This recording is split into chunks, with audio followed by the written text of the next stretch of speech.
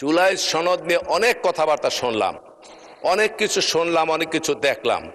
আমরা এক সময় স্বৈরাচার বিরোধী আন্দোলনে যথেষ্ট ভূমিকা রাখার সুযোগ আমাদের হয়েছিল। তখন ফেসবুক ছিল না, এই সমস্ত ইউটিউব ছিল না, যার জন্য এই ইতিহাসগুলি ধারণ করা হয় নাই। তবে জুলাই সনদটা কোনো কথামালা রাজনীতি নয়, অথবা কোনো শব্দ চয়ন অথবা শব্দের সমাহার নয়। এটি বাস্তব ধর্মিত একটি ব্যবস্থা, যেটি নিয়ে সেমিকলন দাড়ি কমা নিয়ে আমার বিরোধী দলের অনেক সংসদ সদস্য অনেক ধরনের কথাবার্তা বলেছেন।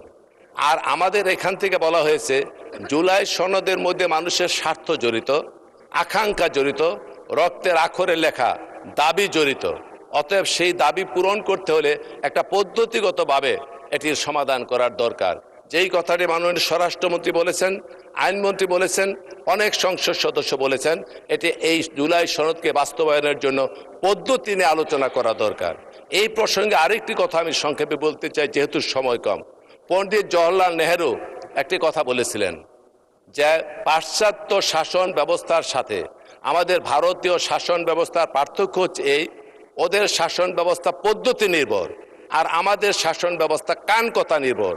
তো আমাদের বিরোধী দলের সদস্য যারা রয়েছেন, ওয়াকআউটের পূর্বে পরে কারণে অকারণে দেখি কান কথা বলেন, কান কথা বলার পরে ফিস করে বলার পরে কোনো সময় ওয়াকআউট করেন, কোনো সময় বোধে তর্ক করেন। এই প্রত্যেকটি কান কথা নির্ভর। কাজে বাস্তবতে আসুন, সমস্যার সমাধানের দিকে যাই, যাতে মানুষের আকাঙ্ক্ষার পরিপন্থী আমরা কোনো কাজ না করি, সেই জন্য লক্ষ্য রাখবো। মাননীয় স্পিকার, মাননীয় প্রধানমন্ত্রী সেই জুলাই সনদ মানুষের কল্যাণের জন্য, দেশ গঠনের জন্য কতগুলি স্টেপ নিচ্ছেন, কতগুলি কদম নিচ্ছেন, কতগুলি পদক্ষেপ গ্রহণ করেছেন। এই পদক্ষেপগুলি কি আপনারা জানেন? সেইগুলি কি? ফ্যামিলি কার্ড, কৃষক কার্ড, খেলোয়াড়দের প্রণোদনা দেওয়া, চাকরির বয়সসীমা 32 বছর করা, তারপরে আপনার খাল খনন কর্মসূচি, বৃক্ষরোপণ কর্মসূচি, এবং সবচেয়ে বড় কথা শালীনতা ভদ্রতা বজায় রেখে রাজনীতির ইতিহাসে একটা গুণগত পরিবর্তন আনার জন্য প্রধানমন্ত্রী হওয়ার আগে নিশ্চিত হয়েছেন যে সংখ্যাগরিষ্ঠতার বদৌলতে উনি প্রধানমন্ত্রী হবেন।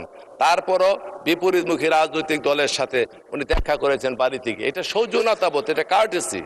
এবং আর একটি কথা ক্ষুদ্র মনে হতে পারে, যেমন একজন মাথার টুপি পরে গেল সিকিউরিটির, উনি তুলে দিলেন, এটা খুব ক্ষুদ্র মনে হতে পারে। ট্রাফিক সিগন্যালে দাঁড়িয়ে গেছেন, এটা অনেক আপাত দৃষ্টিতে ক্ষুদ্র মনে হতে পারে, কিন্তু এই কোনোটা ঘটনায় ক্ষুদ্র নয়। এগুলি কেবলমাত্র লৌকিকতা নয়, কেবলমাত্র লোক দেখানো নয়, এইগুলি মানুষের মনোজগতের পরিবর্তন করে, মনোজাগতিক পরিবর্তন করে মানুষ যাতে চলমান যে সমস্ত ধারা, যে সমস্ত সংস্কার রয়েছে, সেইগুলির পরিবর্তনে যাতে মানুষের হৃদয়ে নিশ্চিত ভালোবাসার মাধ্যমে পরিবর্তন হয়, তারই একটা অনুকরণ।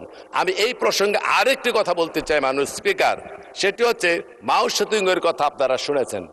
1934 সনে মাও সেতুং একটা লং মার্চ করেছিলেন সে চীনে, এবং সেটা 1 বছর লেগেছিল শেষ করতে। 10,000 মাইলের মতো তারা লং মার্চ করেছিল 1 বছরের পর্যায়ক্রমে। এই মাও সেতুং লং মার্চ শুরু করার পূর্বে একটি বক্তব্য দিয়েছিলেন। সেই বক্তব্যের মধ্যে একটা লাইন লিখেছিলেন, উনি বলেছিলেন 1000 মাইলের লং মার্চ তো শুরু হয় কেবলমাত্র একটি কদম ফেলে, অর্থাৎ একটা স্টেপ, একটা পদক্ষেপ গ্রহণ করে কিন্তু 1000 মাইলের লং মার্চ শুরু হয়। ঠিক প্রত্যেকটি বড় কাজের প্রত্যেকটা পদক্ষেপ আছে। এই পদক্ষেপগুলি প্রধানমন্ত্রী বারবার নিয়ে যাচ্ছেন, যেটিকে অবলম্বন করে আমরা বহুদূর পর্যন্ত যেতে পারবো। অতএব এইটাকে ছোট করে দেখার, তাচ্ছিল্য করে দেখার কোনো কারণ নেই। আর একটি কথা বলি, অনেকে আন্দোলনে যোগদান করেছেন, কখন করেছেন, কোন সময় করেছেন, কোন অবস্থায় করেছেন, কোত্থেকে করেছেন আমরা জানি। কিসের নিচ থেকে আসছেন সেটাও বলতে চাই না, সবাই জানে। কখন এসেছেন সেটাও জানি না। এই প্রসঙ্গে আমি শুধু ছোট্ট একটি গল্প বলে আপনাদের বোঝাতে চেষ্টা করব। মাননীয় স্পিকার, এক শিক্ষক ছাত্রকে বলছে এদিকে আয় তো। বলে জি স্যার। বলে ওই বাড়ি থেকে একটা দাও নিয়ে আন। বলে কেন? বলে আমি ডাব খাবো। দাওটা নিয়ে আয়, দাওটা কেটে ডাব খাবো। তখন বলে স্যার, এখন যদি ডাব কাটার জন্য ওই বাড়ি থেকে দাও নিয়ে আপনার দিকে আসি, মানুষ মনে করবে শিক্ষকের দিকে দাবিত হচ্ছে দাও নিয়ে, বেয়াদব করবে, সে বুঝতে পারবে না এই দাও আমি কেমনে আনি। তখন বলতেছে ঠিক আছে তুই আমি আনি। দাওটা শিক্ষক গিয়ে নিয়ে আসলো। আসার পরে বলে এখন গাছের উপর উঠে নারিকেল পেরে আমার ডাবটা খাওয়া। বলে স্যার, এত বেয়াদব আমি শিখেছি, আপনি গাছের নিচে দাঁড়ায় থাকবেন আর মাথার উপরে আমি দাউনি উঠবো, মানুষ করবো, শিক্ষক দাঁড়ায় নিচে, ছাত্র উঠছে উপরে, মাথার উপরে। এটা স্যার সম্ভব না, এটাও ঠিক না। বলে ঠিক আছে, এটাও মানলাম। এখন শিক্ষক দাওয়া আনছে, গাছের উপরে ডাবও কাটছে, পারছে। এইবার বলে কি ডাবরা কাইটা খা। এখন বলতেছে স্যার কয়বার বেয়াদবি করে, দুইবার দুইটা কথা রক্ষা করে নেয়, এইবার ডাবডা নেনে ছাত্র কাইটা ডাবডা খেয়ে ফেলছে। এখন ওই সম্মান দেখাতে গিয়ে যখন খালেদা জিয়াকে বন্দি করে, তারেক রহমানকে বিদেশে প্রেরণ করা হয়, হাজার হাজার লোককে খুন করা হয়, ইলিয়াস আলী উদাও হয়ে যায়, চৌধুরী আলম উদাও হয়ে যায়, জাকির উদাও হয়ে যায়, সুমন উদাও হয়ে যায়, এই সমস্ত আন্দোলন সংগ্রামের সময় যখন হত্যাকাণ্ড সংঘটিত হয়, সেই বাইদের কিন্তু তেমন একটা অঙ্গন আমরা দেখা পাই নাই। কাজে হাজারো রক্তের বিনিময়ে ধারাবাহিক আন্দোলনের 16-17 বছর যা চললো, তার একেবারে শেষ এসে ওই ডাব কাটার মতো সুযোগ বুঝে আপনারা এইখানে অংশগ্রহণ করেছেন। এইখানে অংশগ্রহণ করে এই আন্দোলনকে কুক্ষিগত করার জন্য প্রতিদিনই সংসদে মাননীয় স্পিকার করে একটা কথা বলে, সনদ নিয়ে কথা বলেন। সনদও বুঝি, ব্যাখ্যাও বুঝি, সংস্কারও বুঝি, সংশোধনও বুঝি, কিছু বুঝার কিন্তু বাকি নাই।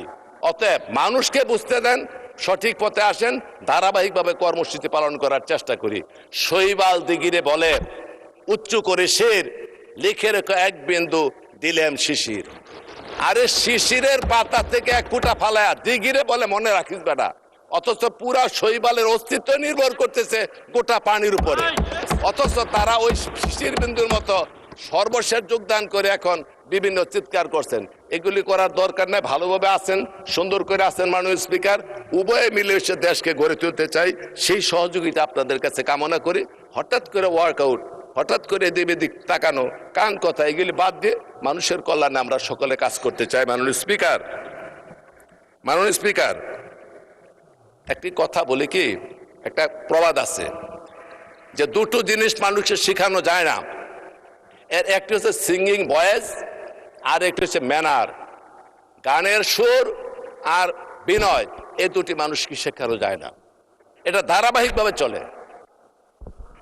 জি, 4 মিনিট সময় বৃদ্ধি করেন দয়া করে। মাননীয় সদস্য 4 মিনিট পেলেন। আপনি দয়া করে একটু বাড়ান।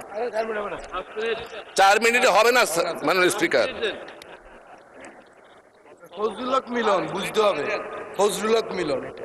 না, তা ঠিক আছে, আমরা উনি তো অনেক আগের থেকে চমৎকার বক্তব্য রাখেন, এই কারণে 4 মিনিট দেওয়া হলো। মাননীয় স্পিকার, আর একটি কথা বলি, এই সংসদ অত্যন্ত পবিত্র সংসদ, অনেক রক্তের বিনিময়ে গঠিত এই সংসদ। এটার সৌন্দর্য, মাহাত্ম্য, এটার আভিজাত্য অনেক বেশি। আমরা এখানে বসে সবকিছু সমাধান করতে চাই। সেই প্রসঙ্গে তাজমহলের সৌন্দর্য দেখে ফার্সি কবি ওমর খৈয়াম বলেছিলেন, আগার ফিরদাউস বারোই জামিন হামিন আস্তত হামিন আস্তত হামিন আস্তত। পৃথিবীতে যদি কোথাও স্বর্গ থাকে তবে তা এখানে, তবে তা এখানে, তবে তা এখানে। আমিও বলি, মানুষের কল্যাণের জন্য, জাতির গঠনের জন্য, মানুষের আশা আকাঙ্ক্ষা পূরণের জন্য যদি সবচেয়ে সুন্দর জায়গা থাকে এই সংসদ, এই সংসদ, এই সংসদ। আমরা শত শহীদের রক্তের বিনিময়ে, আজকে আমাদের মা বোনের কান্নার বিনিময়ে দেশনেত্রী বেগম খালেদা জিয়া মাননীয় স্পিকার কারারুদ্ধ হয়েছেন, নির্যাতন ভোগ করেছেন, আপসীর নেত্রী হয়েছেন, আজকে সবুজ চত্বরে চিরনিদ্রায় শায়িত। সেই নেত্রী আমাদের কাছে আশীর্বাদ রেখে গিয়েছেন। সেই নেত্রী এই দেশের জন্য, গণতন্ত্রের জন্য সংগ্রাম করেছেন, মানুষের কল্যাণের জন্য জীবন বিসর্জন দিয়েছেন। সবচেয়ে ধৈর্য ধারণ করে উনি সর্বশেষ বলেছেন ঐক্য এবং মানুষের কল্যাণের জন্য মিলেমিশে কাজ করার জন্য। অতএব এই সংসদকে আমরা যাতে কার্যকরী করি। মাননীয় স্পিকার, আপনার কথা আমি ভালো করে জানি। বিজয়ের যে পতাকা আমরা উড্ডীন করেছি সম্মিলিতভাবে পাহাড়ের চূড়ায়, বিজয়ের পতাকাটা পাহাড়ের চূড়ায় উঠে এটি অর্জিত হয় গিরিপথে, দুর্গম উপত্যকায়, উর্বী মুখর সাগর পাড়ি দিয়ে। অতএব এই সমস্ত প্রতিকূল অবস্থা এবং ত্যাগের বিনিময়ে উদ্ভাসিত হয়ে যে ঐক্য রচনা করেছি, যে ঐক্যের পিরামিড রচিত হয়েছে, কোনো ধরনের আক্রমণ, কোনো ধরনের সমালোচনা, কোনো ধরনের কান কথা, কোনো ধরনের সংকীর্ণ মানসিকতা নিয়ে যাতে কোনো বিষাক্ত তীর সেই ঐক্যের পিরামিডের মধ্যে আঘাত না করে, এই জন্য সকলের প্রতি আহ্বান জানাবো। এইখানে যেমন বসে আছেন আমাদের সংসদ নেতা, উনি সংসদের অভিভাবক, ওইখানে বসে আছেন বিরোধী দলের নেতা, উনিও সংসদের অভিভাবক। সংখ্যাগরিষ্ঠতার সংখ্যালঘিষ্ঠতা নিয়ে আমরা কোনো বিচার করি নাই। এইখানে সংখ্যাগরিষ্ঠতা আছে, কিন্তু কর্তৃত্বের কোনো অহমিকা নাই। স্বৈরতান্ত্রিক মানসিকতায় কোনো লেশ নাই। আপনারও সংখ্যা লঘিষ্ঠতা আছেন, কিন্তু কর্তব্যকে অবহেলা করার মতো কোনো সুযোগ নাই। অতএব আসুন এই সুন্দর সমৃদ্ধির মাধ্যমে এই সংসদকে আমরা শান্ত করি, এই সংসদের মাধ্যমে মানুষের কল্যাণ করি। এইটাই আমার বক্তব্য। আমার বক্তব্য বেশি বাড়াতে চাই না। আমি আপনাদের কাছে আবারও অনুরোধ জানাবো, শত ত্যাগের বিনিময়ে উদ্ভাসিত এই সংসদের দিকে মানুষ চেয়ে আছে। অতএব হঠকারী কোনো সিদ্ধান্ত, আবার যাতে ফেসিবাদের কোনো পদধ্বনি শুনতে না পারি, কোনো ফাঁক ফুকর দিয়ে যাতে আবার স্বৈরাচারের গোপন দোসররা এইখানে প্রবেশ করতে না পারে, এই জন্য মহান দায়িত্ব এবং সততা নিষ্ঠা নিয়ে কাজ করতে হবে। আমাদের মাননীয় প্রধানমন্ত্রী যে উদাহরণগুলি স্থাপন করেছেন, আসুন তার সারথি হই। উনি শুরু করেছেন এই পথকে যদি না কেউ কল্যাণকামী পথে চূড়ান্ত পর্যায়ে নিতে হয়, তাহলে সকলের সহযোগিতা প্রয়োজন। বিরোধিতার খাতির বিরোধিতা করলে কোনো লাভ হবে না। অতএব মানুষের হাসাহাসির পাত্র যাতে না হয়, সেই জন্য আমরা এদের কাজ করতে হবে। আসুন, যে মহান প্ল্যান নিয়ে উনি এসেছেন, শোনেন, যিনি কাঁথা সেলাই করেন তাকে বলা হয় কারিগর, আর যিনি কাঁথায় নকশা করেন তাকে বলা হয় শিল্পী। উনি প্ল্যান নিয়ে এসেছেন, মানসিক জগতে উনি প্ল্যান করে বিদেশ থেকে এসেছেন। সেই প্ল্যানের অংশ আজকে প্রত্যেকটা পদক্ষেপ নিয়ে কারিগর হিসেবে উপস্থিত হতে চাচ্ছেন। অতএব শিল্পী এবং কারিগর যখন একত্রিত হয়, কল্যাণগামী রাষ্ট্র প্রতিষ্ঠার জন্য কোনো ধরনের অসুবিধা হয়।